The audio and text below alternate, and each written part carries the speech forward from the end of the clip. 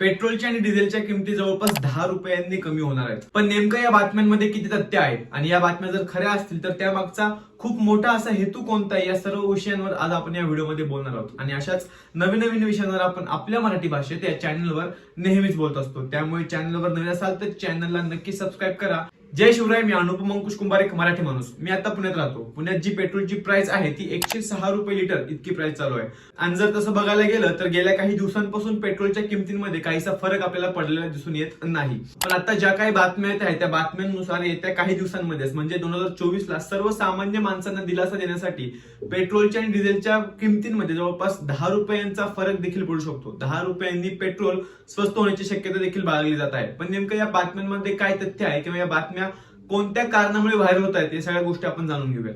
या बातमीमागे सगळ्यात मोठं आणि सगळ्यात महत्त्वाचं कारण जर कोणतं असेल तर जागतिक पातळीवर ज्या पद्धतीने कच्च्या तेलाच्या किमती घसरलेल्या आहेत त्याच कारणामुळे आपल्या देशामध्ये पेट्रोल आणि डिझेल हे स्वस्त होण्याची शक्यता खूप जास्त बाळगली जात आहे.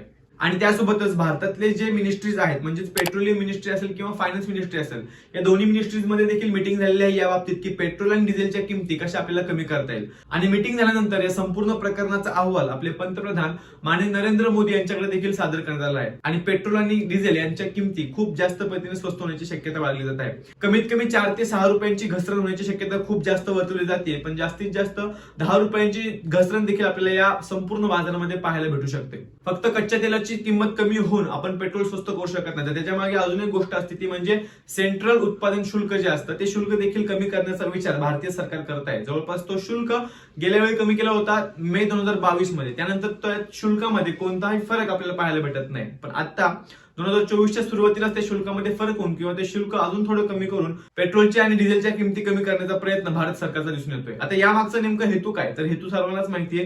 2024 मध्ये आहेत लोकसभा निवडणुकी आणि या लोकसभा निवडणुकीच्या अनुषंगानेच भारतीय सरकार हे पाऊल उचलतंय का हे देखील पाहण्यासारखं असेल. कारण की पेट्रोल आणि डिझेलच्या किमती कमी केल्याने याचा सर्वात जास्त फायदा होतो तो सामान्य वर्गाला. त्यामुळे मोठा मतदार वर्ग आपल्याकडे वळवून घ्यायचा असेल तर पेट्रोल आणि डिझेलच्या किमती कमी केल्या पाहिजे हे मोदी सरकारला चांगलंच ठाऊक आहे. तर याच 2024च्या लोकसभा निवडणुकीच्या अनुषंगानेच हे पेट्रोल आणि डिझेलच्या किमती कमी झाल्यात का हे पाहण्यासारखं असेल. आणि याच बाबतीत स्वतः पंतप्रधान नरेंद्र मोदी अनेक पेट्रोलियम कंपन्यांसोबत बोलताना देखील बातम्या बाहेर येताना दिसून येत आहेत. आणि खरं तर 2015 आणि 16 मध्ये 75 ते 80 रुपयांमध्ये खेळत असणारे पेट्रोल आता 106 रुपये लिटर पिंपरी चिंचवडमध्ये चालू झालेलं आहे. आणि त्याच कारणामुळे पेट्रोल जर 10 रुपयांनी स्वस्त होत असेल तर 100च्या आत आकडा पेट्रोलचा जाऊ शकेल का परत हे पाहण्यासारखं राहिलं. आणि असं झालं तर याचा खूप मोठा फायदा हा मोदी सरकारला होण्याची शक्यता आहे. कारण की मी आधी देखील सांगितलं की पेट्रोल आणि डिझेल जर स्वस्त झाले तर याचा सर्वात जास्त फायदा संपूर्ण भारतीयांना होतो. त्यात कोणताही वर्ग समाविष्ट होत नाही. तर प्रत्येक भारतीयाला, प्रत्येक सामान्य भारतीयाला याचा खूप जास्त फायदा होतो. तर तुम्हाला काय वाटते 2024च्या सुरुवातीला पेट्रोल आणि डिझेलच्या किमती कमी होतील का, आणि झाल्यास तर त्याचा तुम्हाला आम्हाला जास्त फायदा होणार आहे की 2024च्या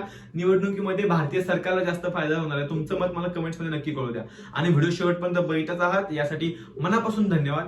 आणि 2024ला जे आपलं स्वप्न पूर्ण होणार आहे, 22 जानेवारीला प्राण प्रतिष्ठा सोहळा संपूर्ण होणार आहे. पण याच सोहळ्यावरून खूप मोठं राजकारण आपल्याला महाराष्ट्रात बघायला भेटतंय. यावर देखील मी हा व्हिडिओ बनवला आहे. तुम्ही या व्हिडिओवर क्लिक करून तो व्हिडिओ बघू शकता. आणि हो, चॅनलवर नवीन असाल तर चॅनलला नक्की सबस्क्राईब करा. जय जिजाऊ, जय शिवराय, जय शंभूराजे. धन्यवाद.